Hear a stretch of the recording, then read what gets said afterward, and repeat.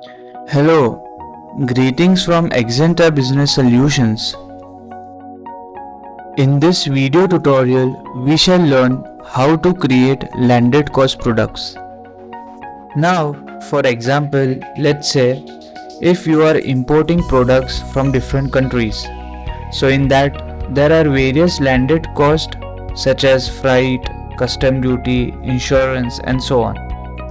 So these landed costs you would be adding while creating the purchase order. So let's see how to create these landed cost products. In order to create the landed cost products, go to the menu and go to the purchase module. Then under configurations, under products, you will see landed cost setup. So click here. So now to create a new landed cost product, we shall click on new. So for this example, we'll create a landed cost product named as custom duty. So we shall click on new. Then here in the product name, we shall enter custom duty.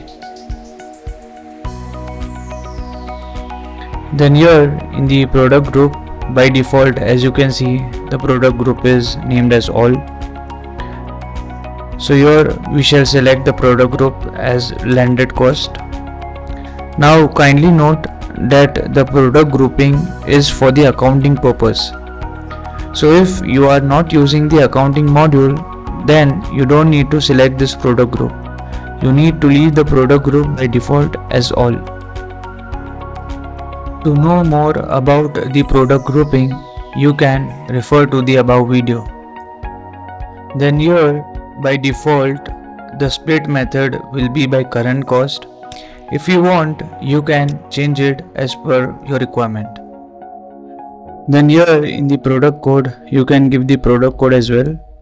If you leave this blank, so on saving this, the system will create the code automatically. So now we shall click on save. And as soon as we have saved this, automatically system has generated a product code. And here if you see, this landed cost product custom duty has been created. So this is how you can create various landed cost products in Axanta ERP.